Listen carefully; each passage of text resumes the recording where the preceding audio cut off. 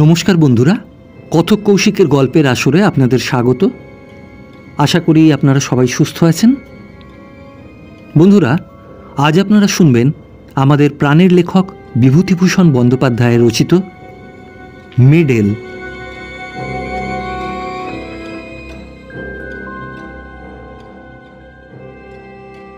কয়েক বছর পূর্বে এ ঘটনা ঘটেছে, তাই এখনও মাঝে মাঝে আমার মনে হয় ব্যাপারটা আগাগোড়া মিথ্যে। আমারই কোনো প্রকার শারীরিক অসুস্থতার দরুন হয়তো চোখে ভুল দেখে থাকব বা ওই রকম কিছু, কিন্তু আমার মন বলে তা নয়। ঘটনাটা মিথ্যে ও অবাস্তব বলে উড়িয়ে দেওয়ার কোনো কারণ ঘটেনি। আমার তখনকারের অভিজ্ঞতাই সত্যি, এখন যা ভাবছি তাই মিথ্যে। ঘটনাটা খুলে বলা দরকার। প্রসঙ্গক্রমে গোড়াতেই একথা বলে রাখি যে গত 10 বৎসরের মধ্যে আমার শরীরে কোনো রোগবালাই নেই। আমার মন বা মস্তিষ্ক সম্পূর্ণ সুস্থ আছে এবং যে সময়ের কথা বলছি এখন থেকে বছর 4 আগে, তখনও সম্পূর্ণ সুস্থ ছিল। আমার স্কুল মাস্টারের জীবনে অত্যাশ্চর্য বা অবিশ্বাস্য ধরনের কখনো কিছু দেখিনি। অন্য 5 জন স্কুল মাস্টারের মতোই অত্যন্ত সাধারণ ও একঘেয়ে রুটিন বাঁধা কর্তব্যের মধ্যে দিয়েই দিন কাটিয়ে চলেছি আজ বহু বৎসর। সে বছর বর্ষাকালে গরমের ছুটির কিছু পরে একদিন ক্লাসে পড়াচ্ছি। এমন সময় একটি ছেলে আরেকটি ছেলের সঙ্গে হাত কাড়াকাড়ি করে কি একটা কেড়ে বা ছিনিয়ে নেবার চেষ্টা করছে। আমার চোখে পড়ল। আমি ওদের দুজনকে অমনোযোগিতার জন্য ধমক দিতে অন্য একটি ছেলে বলে উঠল, স্যার, কামিকে সুধীরের মেডেল কেড়ে নিচ্ছে। কার মেডেল? কিসের মেডেল? সুধীর নামে ছেলেটি দাঁড়িয়ে উঠে বললে, আমার মেডেল স্যার। অন্য ছেলেটির দিকে চেয়ে বললুম, ওর মেডেল তুমি নিচ্ছিলে কামিক্ষে? কামিক্ষে ওরফে কামাক্ষাচরণ মৌলিক নামে ছেলেটি বললে, নিচ্ছিলুম না স্যার, দেখতে চাইছিলুম, তাও দেবে না। ওর মেডেল যদি ও না দেয় তোমার কেড়ে নেবার কি অধিকার আছে? বসো, ওরকম আর করবে না। কথা শেষ করে সুধীরের দিকে চেয়ে ক্লাসের ছেলেদের পরস্পরের মধ্যে ভ্রাতৃভাব ও সখ্য থাকার ঔচিত্য সম্বন্ধে নাতিদীর্ঘ একটি বক্তৃতা দেবার পরে ঈষৎ কৌতূহলের সঙ্গে জিজ্ঞেস করলুম, কই, কি মেডেল দেখি? কোথায় পেলে মেডেল? ভেবেছিলুম আজকাল কলকাতার পাড়ায় পাড়ায় যেসব ব্যাডমিন্টন খেলা, সাঁতারের বা দৌড়ের প্রতিযোগিতা প্রভৃতি অনুষ্ঠিত হয়ে থাকে, তারই কোনো কিছুতে সুধীর হয়তো 4র্থ স্থান বা ওই ধরনের কোনো সাফল্য লাভ করে ছোট্ট এতটুকু একটা আধুলির মতো মেডেল পেয়ে থাকবে এবং সম্পূর্ণ স্বাভাবিক যে সে সেটা ক্লাসে এনে 5 জনকে গর্ব ভরে দেখাতে চাইবে। হ্যাঁ, এমনকি এই ছুতো অবলম্বন করে ক্লাস শুদ্ধ হেডমাস্টারের কাছে দলবদ্ধ হয়ে গিয়ে এক বেলার জন্য ছুটিও চাইতে পারে। সুতরাং মেডেলটা যখন আমার হাতে এসে পৌঁছল তখন সেটাকে তাচ্ছিল্যের সঙ্গেই হাত পেতে নিলুম, কিন্তু মেডেলটার দিকে একবার চেয়ে দেখেই চেয়ারে সোজা হয়ে বসলুম। না, এ তো পাড়ার ব্যাডমিন্টন ক্লাবের বাজে মেডেল নয়। মেডেলটা পুরনো, বড় ও ভারী, চমৎকার গড়ন। কি জিনিস দেখি? মেডেলের গায়ে কি লেখা রয়েছে? আধো অন্ধকার ক্লাসরুমে ভালো করে পড়তে পারলুম না। ও পিঠু উল্টে দেখি মহারানী ভিক্টোরিয়ার অল্প বয়সের মূর্তি খোদাই করা। পকেটে চশমা নেই, মনে হলো অফিস ঘরের টেবিলে ফেলে এসেছি। ইতিমধ্যে অনেকগুলি ছেলে ভিড় করেছে আমার চেয়ারের চারপাশে মেডেল দেখবার জন্যে। তাদের ধমক দিয়ে বললুম, যাও বসো গে সব, ভিড় করো না এখানে। একটা ছেলেকে বললুম, কি লেখা আছে মেডেলের গায়ে পড়ো তো। ক্লাস 4-এর ছেলে অতি কষ্টে ধীরে ধীরে পড়লে, ক্রাইমিয়া, সিবাস্টোপোল, ভিক্টোরিয়া রেজিনা। আর ও পিঠে sergeant SB Perkins, 6th dragon guards, 1854 সাল। দস্তুর মতো অবাক হয়ে গেলুম। ক্রাইমিয়ার যুদ্ধের সময় সেভাস্টোপলের রণক্ষেত্রে কোনো সাহসের কাজ করবার জন্যে এই মেডেল দেওয়া হয়েছিল ইংল্যান্ডের সামরিক দপ্তর থেকে ড্রাগন গার্ডস সৈন্যদলের সার্জেন্ট পার্কিন্সকে। এ তো সাধারণ জিনিস মোটেই নয়। Crimea Sevastopol, church of the light brigade. কিন্তু কলকাতার নীলমণি দাসের লেনের সুধীর সাহার কাছে সে মেডেল কোথা থেকে আসে? এদিকে এসো, এ মেডেল কোথায় পেয়েছো? ওটা আমার স্যার। তোমার তো বুঝলুম, পেলে কোথায়? আমার দাদু দিয়েছেন স্যার। তোমার দাদু কোথায় পেয়েছিলেন জানো? হ্যাঁ স্যার জানি। আমার দাদুর বাবার কাছে এক সাহেব জমা রেখে গিয়েছিল। কিভাবে? আমাদের মদের দোকান ছিল কি না স্যার, মদ খেয়ে টাকা কম পড়লে ওটা বাঁধা রেখে গিয়েছিল, আর নিয়ে যায়নি। দাদুর মুখে শুনেছি। হিসেব করে দেখলুম 86 বছর উত্তীর্ণ হয়ে গিয়েছে। সেই বছরটি থেকে যে বছরে সার্জেন্ট পার্কিন্স, সে যেই হোক, এই মেডেল পায়, তখন তার বয়স যদি 20 বছরও হয়ে থাকে, এখন তার বয়স হওয়া উচিত 106। সুতরাং সে মরে ভূত হয়ে গেছে কোন কালে। সেদিন ছিল শনিবার, সকাল সকাল স্কুল ছুটি হবে এবং অনেক দিন পরে সেদিন দেশে যাব পূর্বেই ঠিক করে রেখেছিলাম। আমার এক গ্রাম সম্পর্কে জ্যাঠামশায় ইতিহাস নিয়ে নাড়াচাড়া করেন, বেশ পড়াশুনো আছে, গ্রামেই থাকেন। ভাবলুম তাকে মেডেলটা দেখালে খুশি হবেন খুব। সুধীরের কাছ থেকে মেডেলটি চেয়ে নিলুম, সোমবারে ফেরত দেব বলে। স্কুলের ছুটির পরে বাসা থেকে স্যুটকেস নিয়ে শিয়ালদা স্টেশনে এসে 2:30-এর গাড়ি ধরলুম। দেশের স্টেশনে যখন নামলুম তখন বেলা 5:30। 2 মাইল রাস্তা হেঁটে বাড়ি পৌঁছতে প্রায় সন্ধে হয়ে গেল। সন্ধ্যার আগেই হয়তো পৌঁছতে পারা যেত, কিন্তু আমি খুব জোরে হাঁটিনি। ভাদ্র মাসের শেষ, অথচ বৃষ্টি তত বেশি না হওয়ায় পথঘাট বেশ শুকনো খটখটে। পথের ধারের বর্ষা শ্যামল গাছপালা চোখে বড় ভালো লাগছিল অনেক দিন কলকাতা বাসের পরে। তাই জোরে পানা চালিয়ে আস্তে আস্তে হেঁটে আসছিলাম। এখানে প্রথমেই বলি, আমার বাড়িতে কেউ থাকে না। পাশের বাড়ির এক বৃদ্ধা আমি গেলে রান্না করে দিয়ে আসতেন বরাবর। আমার এক বাল্যবন্ধু বৃন্দাবন অনেক বছর ধরে বিদেশে থাকে। পিসিমার মুখে শুনলুম আজ দিন 15 হলো বৃন্দাবন বাড়ি এসেছে। শুনে বড় আনন্দ হলো। সন্ধ্যার পরেই ওর সঙ্গে দেখা করব ঠিক করে চা খেয়ে নদীর ধারে বেড়াতে বের হলুম। যাবার সময় স্যুটকেসটা খুলে মেডেলটা পকেটে নিলুম, বৃন্দাবনকেও দেখাবো। নদীর ধারে গিয়ে দেখি বর্ষার দরুন নদীর জল ভয়ানক বেড়েছে। নদীর জল কুল ছাপিয়ে দুধারের মাঠে পড়েছে। অনেকক্ষণ বসে রইলুম। সন্ধ্যার অন্ধকার নামলো একটু একটু। বাদুড়ের দল বাসায় ফিরছে, কেউ কোনো দিকে নেই। এক জায়গায় বর্ষার তোড়ে নদীর পাড় ভেঙে গিয়েছে। অনেকটা উঁচু পাড়, নিচে খরস্রোতা বর্ষার নদী। জায়গাটা দিয়ে যেতে যেতে একবার কীরকম ভেঙেছে দেখবার ইচ্ছে গেল। পাহাড়ের ধারে দাঁড়িয়ে নিচে জলের আবর্ত দেখছি। পাড়টা সেখানে অনেকখানি উঁচু, জল অনেক নিচে। হঠাৎ আমার মনে একটা অদ্ভুত ইচ্ছা জেগে উঠল, আমি লাফ দিয়ে পাড় থেকে জলে পড়ব। দাঁড়িয়ে থাকতে থাকতে ইচ্ছাটা যেন ক্রমে বেড়ে উঠছে। লাফাই, দিই লাফ। অথচ বর্ষার খরস্রোতা নদী, কুটো ফেললে দুখানা হয়ে যায়। আমি সাঁতার জানি না, গভীর জল পাড়ের নিচেই। ইচ্ছাটা কিছুতেই যেন সামলাতে পারছি না।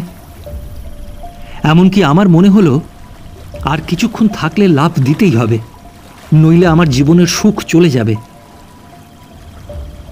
তাড়াতাড়ি নদীর পাড় থেকে একরকম জোর করেই চলে এলুম, কারণ যেন মনে হচ্ছিল এরপর আমার আর যাওয়ার ক্ষমতা থাকবে না।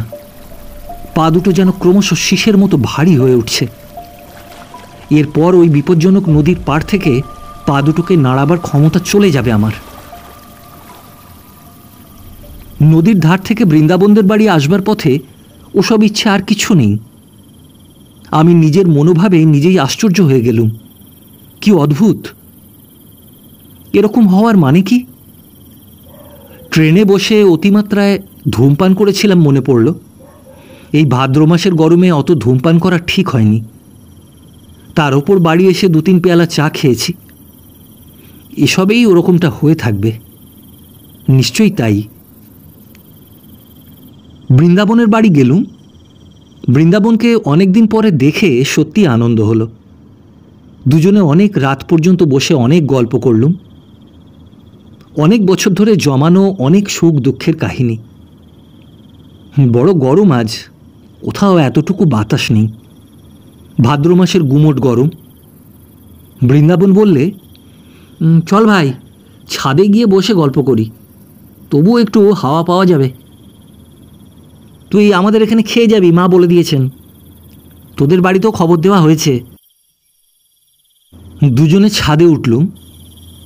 বাড়িটা দোতলা। দোতলার ছাদের ওপর একখানা মাত্র ঘর আছে। আমি জানতুম বৃন্দাবনের কাকা ওই ঘরটায় থাকেন। দোতলার ছাদে উঠে দেখলুম বাড়ির পেছন দিকটায় বাঁশের ভাড়া বাঁধা। বললুম, বাড়িতে রাজমিস্ত্রি খাটছে বুঝি বৃন্দাবন? হ্যাঁ ভাই, কাকার ঘরটা মেরামত হবে। ওই উত্তর দিকে দেওয়ালটার গা থেকে নোনা ধরা ইঁটগুলো বার করা হচ্ছে। বৃন্দাবন দোতলার ঘরটার মধ্যে ঢুকল। আমার কিন্তু মনে কেমন একটা অস্থির ভাব। খানিকক্ষণ ঘরের মধ্যে গল্প করে আমি একটু জল খেতে চাইলুম। বৃন্দাবন জল আনতে নিচে নেমে গেল। আমি ছাদে পায়চারি করতে লাগলুম। ছাদে কেউ নেই, অন্ধকার ছাদটা। যে দিকটায় রাজমিস্ত্রিরা ভাড়া বেঁধে কাজ করছে, পায়চারি করতে করতে সেখানটাতে গিয়ে দাঁড়িয়ে দেখছি। হঠাৎ আমার মনে হলো, ছাদ থেকে লাফ দিয়ে পড়িনি কেন? বেশ হবে, লাফ দেব।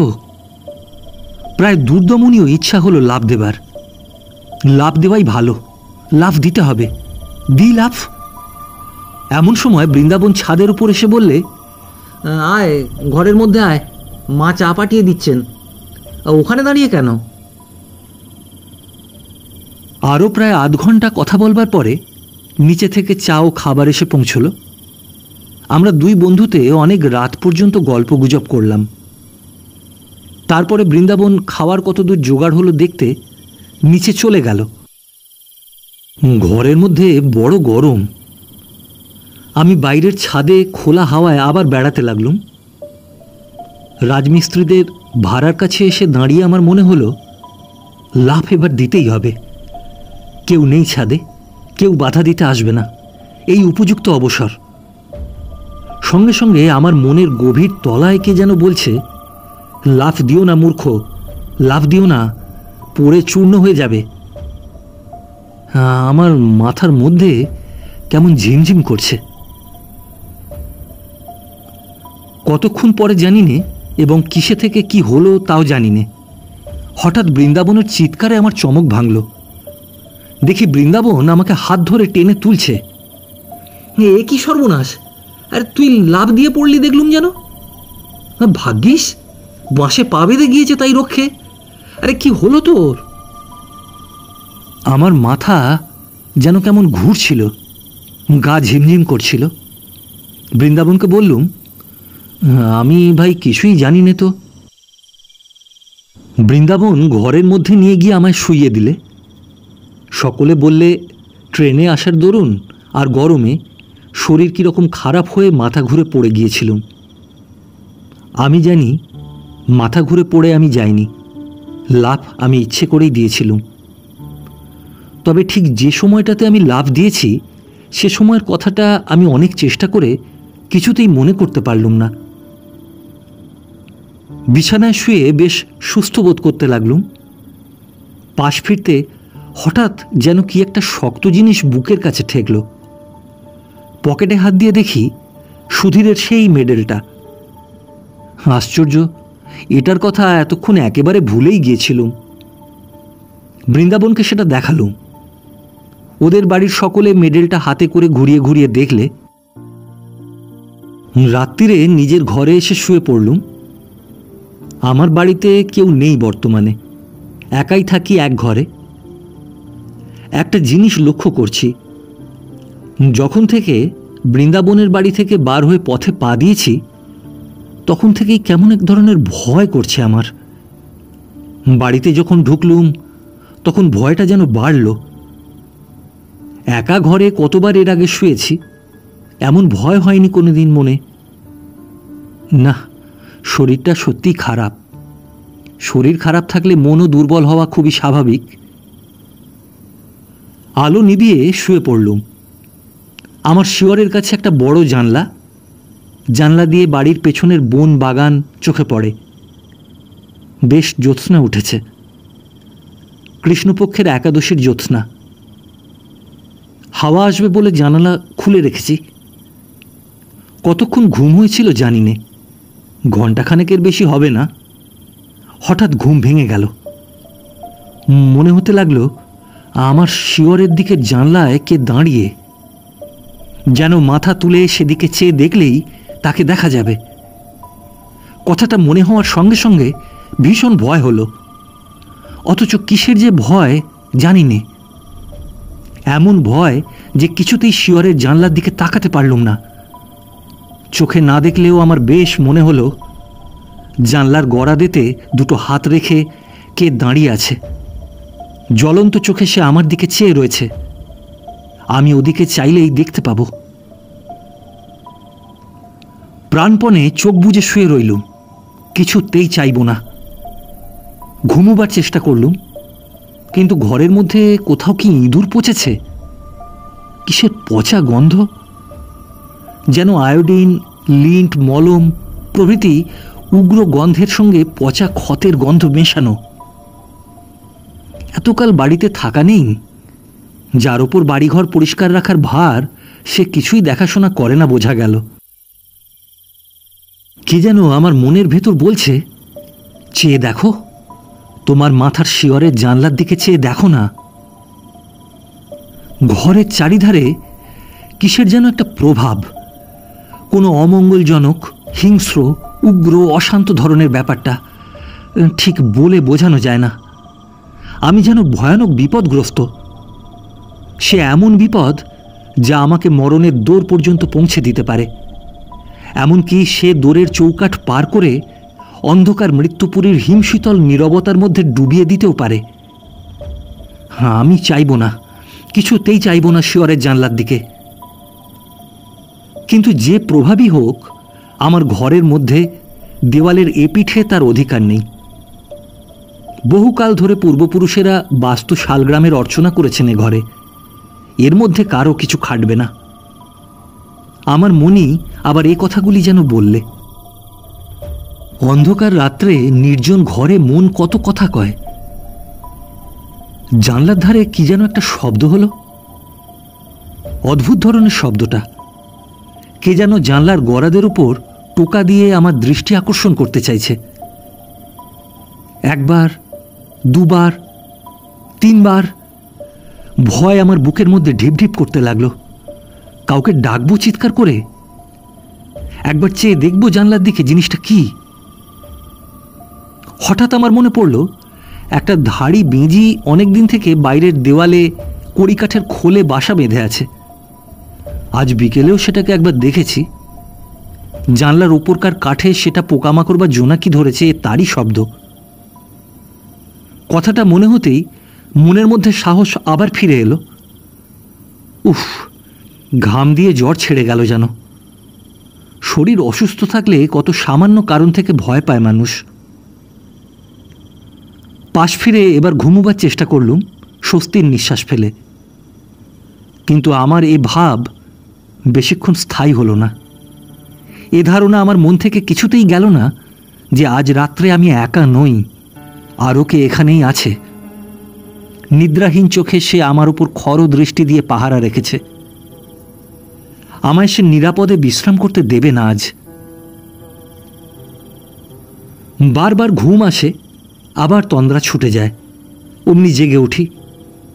কিন্তু চোখ চাইতে বা বিছানার উপর উঠে বসতে সাহস হয় না। আর সেই শব্দটা মাঝে মাঝে জানলার গড়াদের উপর থেকে শুনি, খুব মৃদু করাঘাতের শব্দ, যেন শব্দটা বলছে, চেয়ে দেখো, পেছন ফিরে জানলার দিকে চেয়ে দেখো। ঘামে দেখি বিছানা ভেসে গিয়েছে। ভাদ্রের গুমোট গরম কিনা। এই অবস্থায় ভোর হলো, দিনের আলো ফুটল। লোকজনের শব্দ কানে যেতে রাত্রের ভয়টা মন থেকে কোথায় গেল মিলিয়ে। নিশ্চিন্ত মনে বেলা 9টা পর্যন্ত পড়ে ঘুম দিলুম। তারপর উঠে চা খেয়ে পাড়ায় বেড়াতে বার হওয়া গেল। এই সময় একটা ঘটনা ঘটল।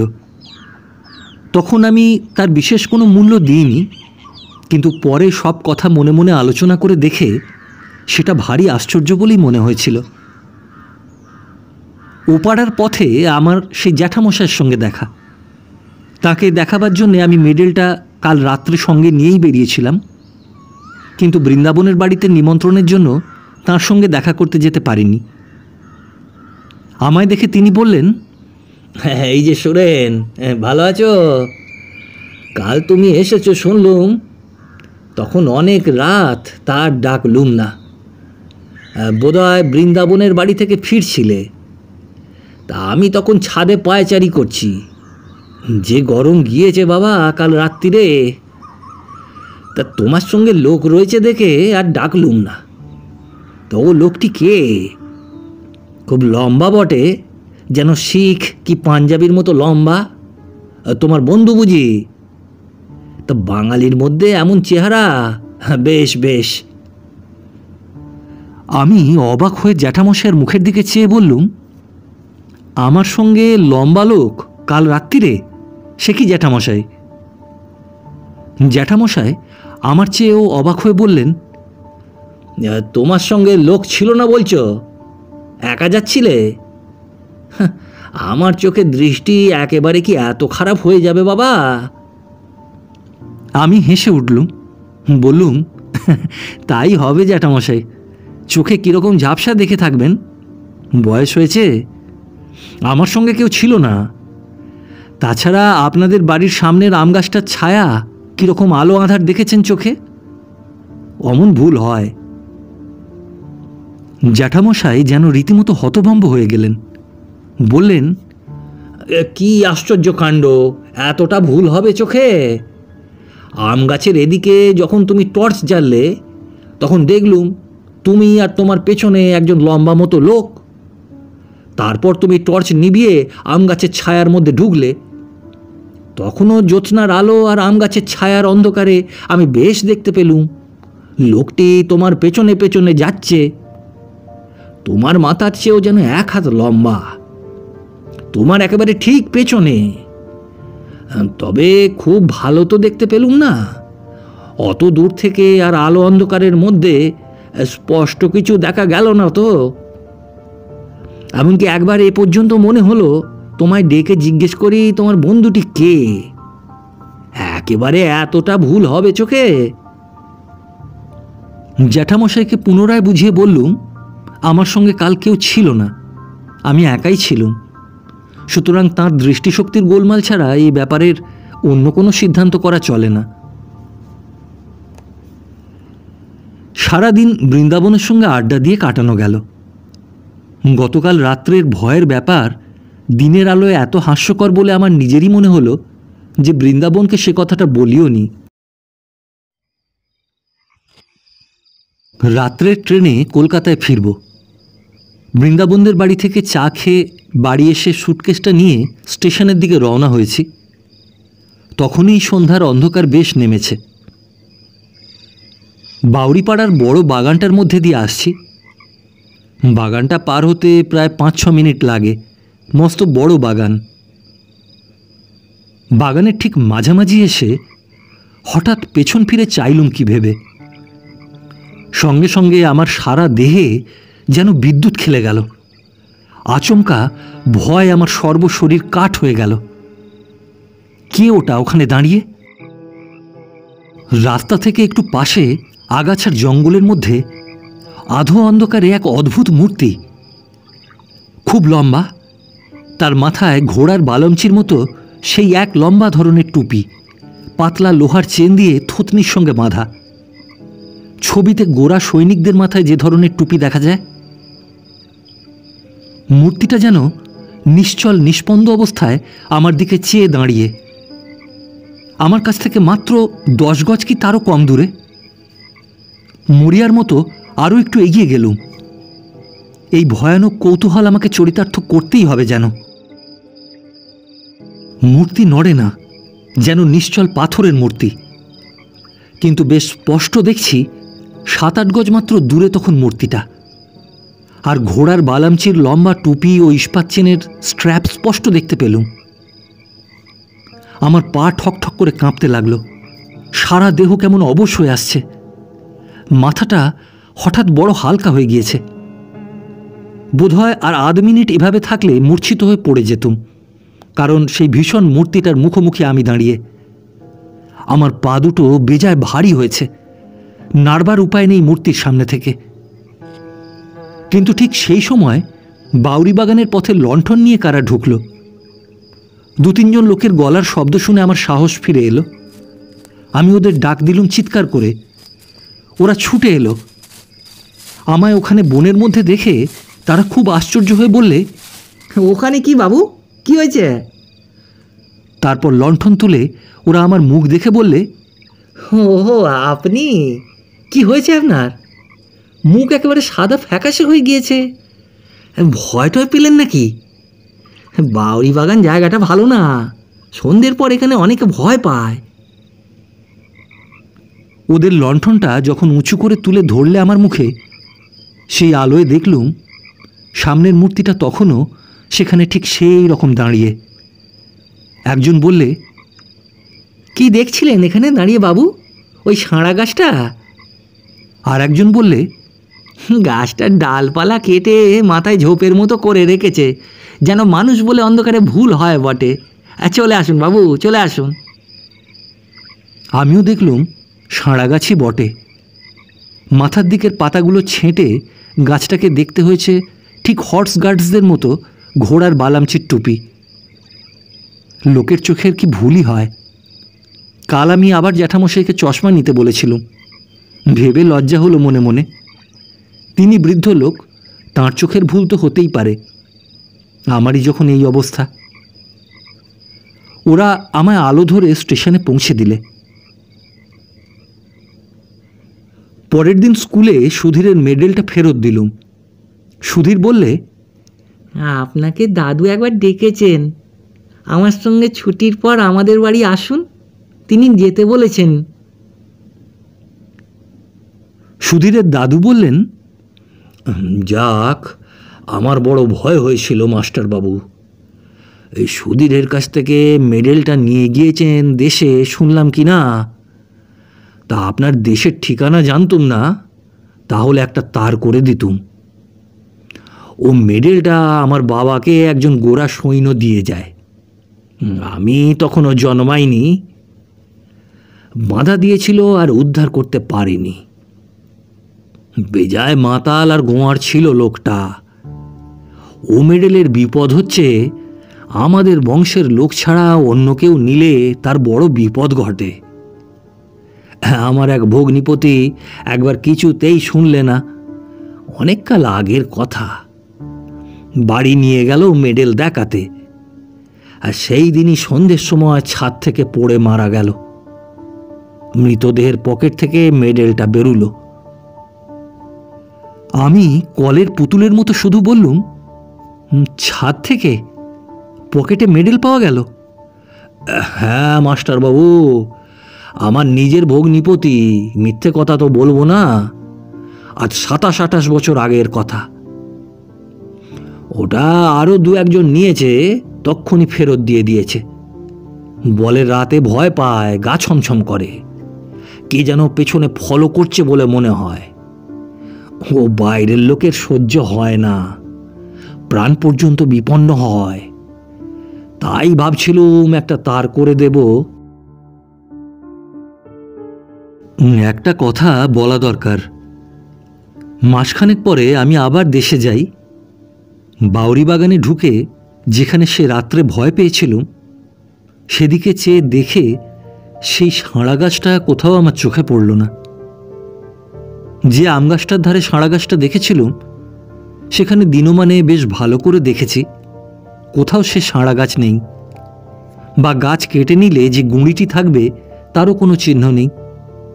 কোশমিনকালে সেখানে একটা বড় সাঁড়া গাছ ছিল বলে মনেও হয় না জায়গাটা দেখে।